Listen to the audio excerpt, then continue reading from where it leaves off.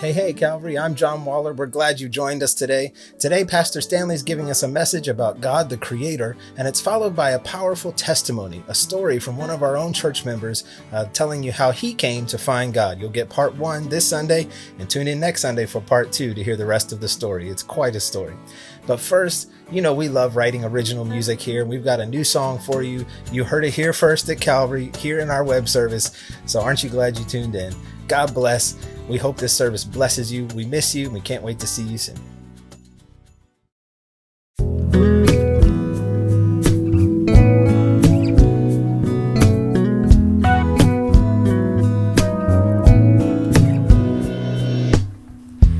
You say, what is love to me?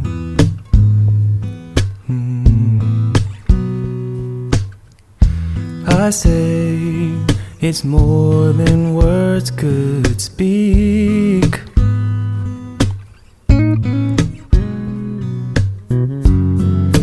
More than the feeling to be shown. More than the world has ever known. Made in the image of higher love. Higher love. You say, how can I earn a love like this?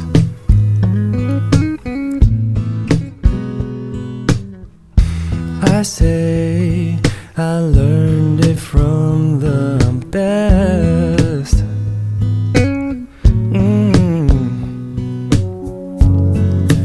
More than I ever could deserve. More than I ever could return.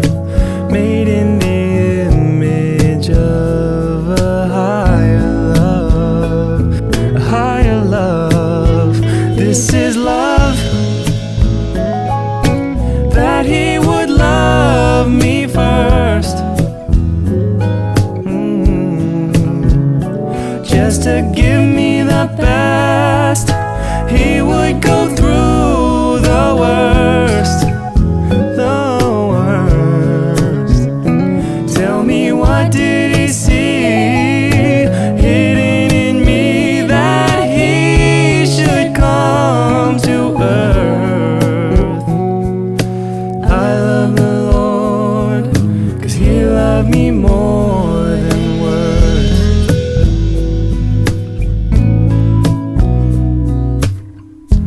You say he can forgive your faults.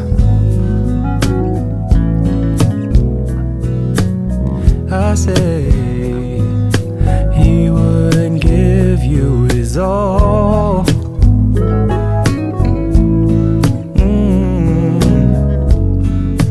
Nothing could be too high a price. Nothing that he would not sacrifice. This is the image of a higher love. A higher love. Oh, this is love. That he would love me first. Just to give me the best. He would go through the worst. Through the worst. Tell me, what did he see hidden in me that he should come to earth? I love the Lord, 'cause he loved me more than words. This is love. That he would love me first. Just to give me the best. He would go through the worst. He went through the worst. Tell me, what did he see hidden in me that he should come to earth? I love the Lord, 'cause He loved me more than words. More than words.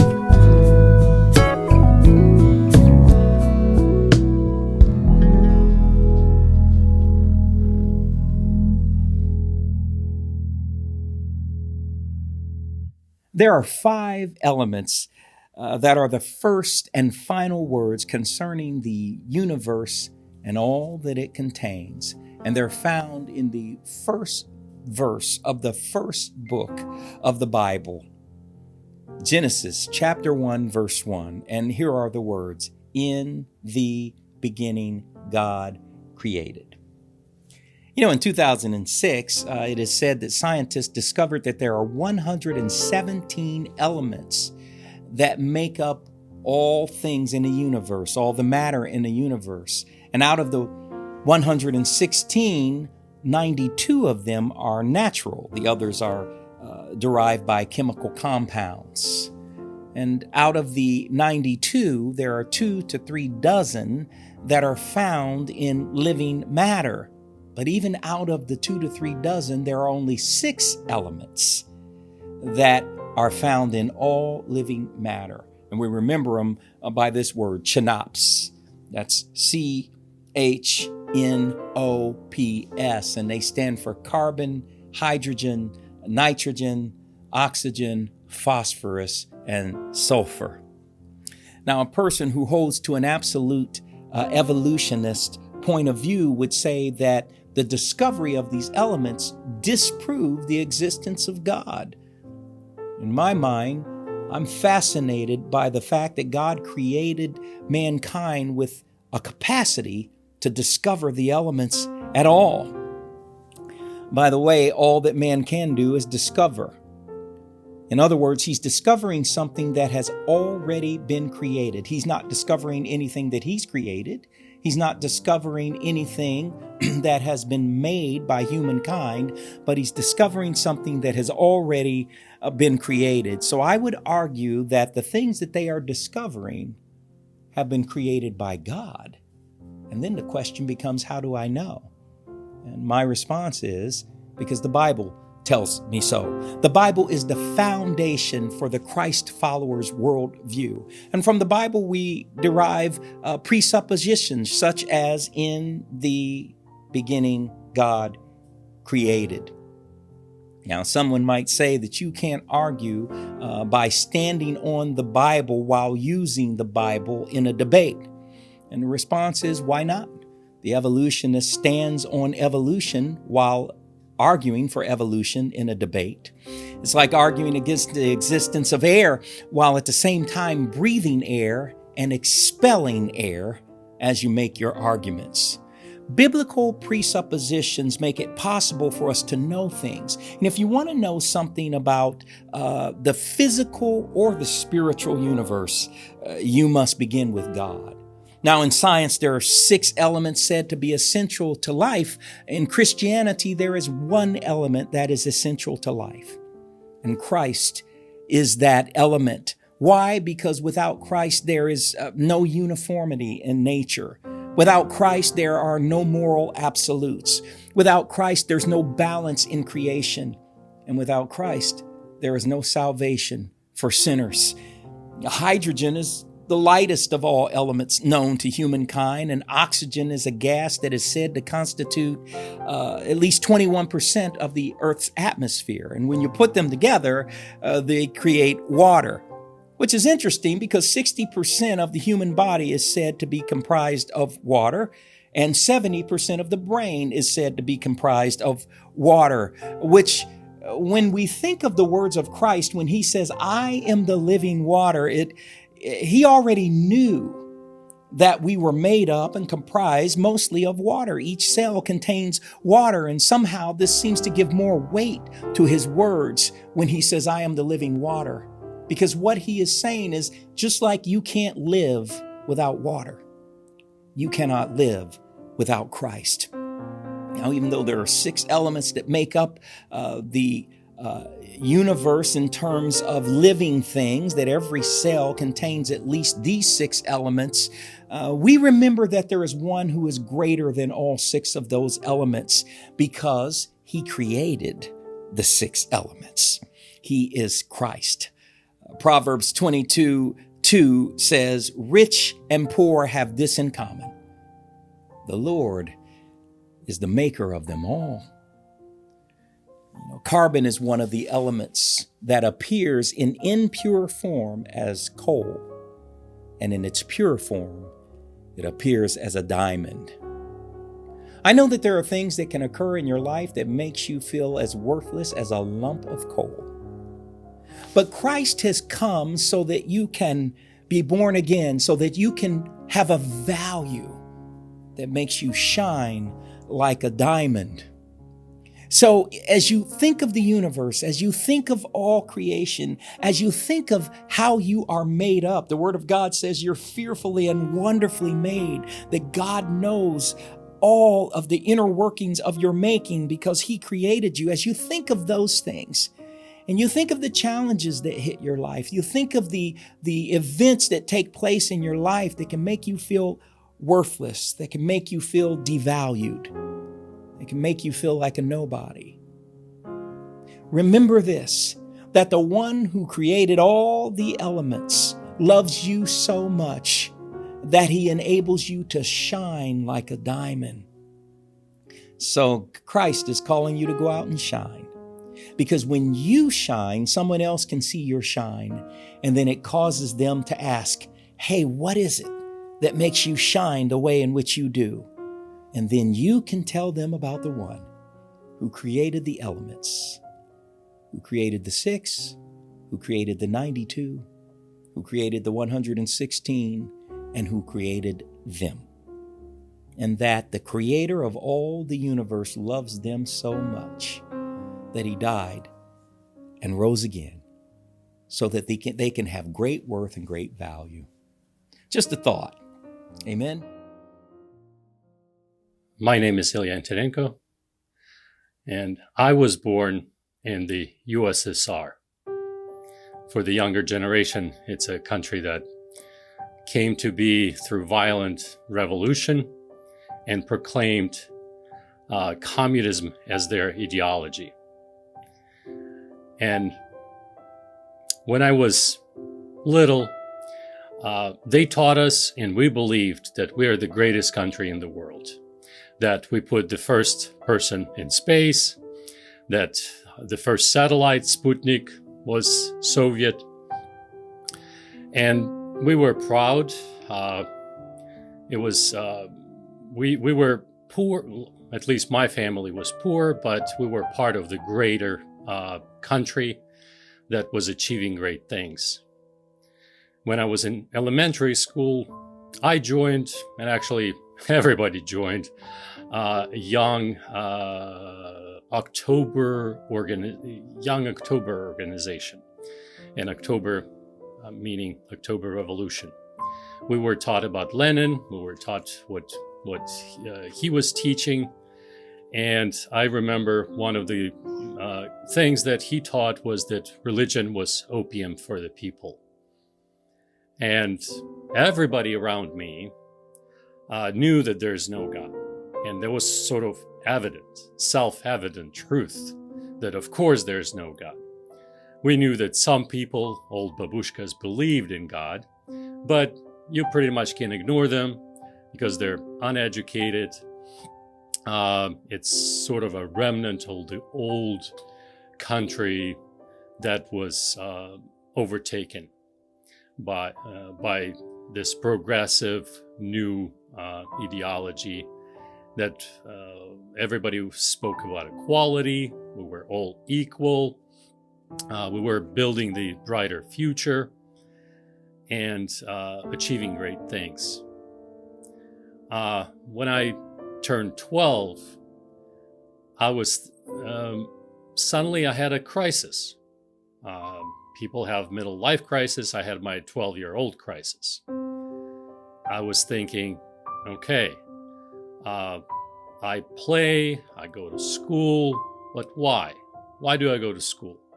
And my thinking went, okay, I'm going to school in order to get education.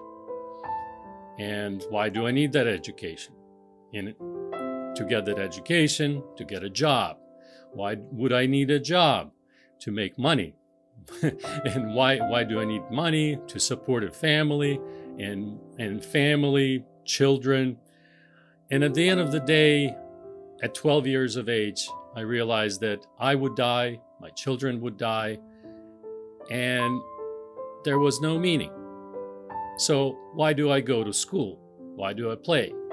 I lost myself. I lost just fun of doing things. And I started thinking about meaning of life. Nobody prompted this to me. And slowly I became a skeptic. When you hear skeptic, you might think of different things, but I started doubting the things that were taught, doubting things that I believed at that time, doubting the ideology. And in turn, I was coming up with alternatives about meaning for my life, sense for my life. And I would come up with something. I would come up, okay, just achieving progress, better things, and I will be this and that. I read voraciously lots of books, and I was actually lost in books. I was reading so much. But through time, I knew I was not satisfied with those things that I came up with, like meaning for my life, because I knew they came from me, and I made them up. They were fake because they came from me. And then when I was reading books and they professed something, I knew that, okay, I don't trust my ideas, but those ideas came from somebody else, and I don't trust their ideas as well. They're human. And so I became a skeptic. And for many years, about 3 years, I was in that constant crisis. I would come up with something, I would pursue it, but then I would be unsatisfied. And when I was about 14, I was reading another atheistic book. And even then, other kids did not need to read those books because everybody believed that there's no God. But for some reason, I was in search in trying to confirm that idea that there's no God.